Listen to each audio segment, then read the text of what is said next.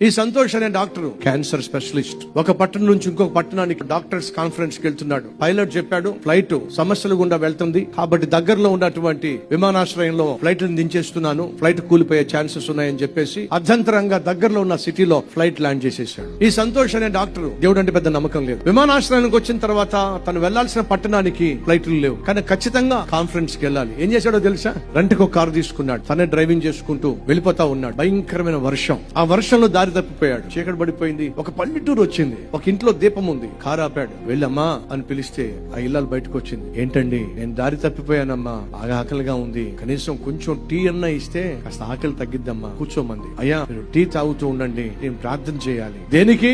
నాకు ఒక సమస్య ఉందయ్యా, ప్రార్థన చేసుకోవాలి. దేవుడు నమ్మడుగా, సరి చేసుకోమా, ప్రార్థన చేసుకో. పక్కనే మంచం ఉందండి, ఆ మంచం మీద ఓ పిల్లాడు ఉన్నాడండి, మోకరించి ప్రార్థన చేస్తుందండి. ఏమని తెలుసా? అయ్యా చిన్న పిల్లాడు క్యాన్సర్ తో అల్లాడిపోతున్నాడు.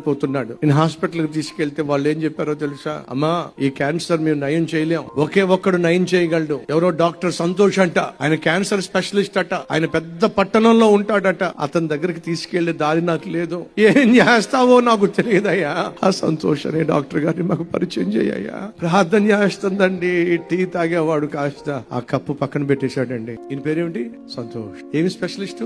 Cancer specialist. ఆ ప్రార్థన అయిపోయిన తర్వాత రెండు చేతులు జోడించి, నాకు స్వతహాగా దేవుడు అంటే నమ్మకం లేదమ్మా, కానీ నువ్వు సేవిస్తున్న దేవుడు మాత్రం సామాన్యుడు కాదమ్మా. నీ ప్రార్థన ఆలకించే దేవుడు ఉన్నాడని, ఆ దేవుడు నువ్వు సేవించే దేవుడు అని ఈ రోజు నీ ప్రార్థన ద్వారా నాకు తెలిసిందమ్మా. ఆకాశంలో వర్షం కురిపించాడు, నన్ను కారెక్కించాడు, దారి తప్పించాడు, తిన్నగా ఇంటికి తీసుకొచ్చేశాడు. ఈ దేవుడు సామాన్యుడు కాదమ్మా. మన ప్రార్థన దేవుడు వింటాడు.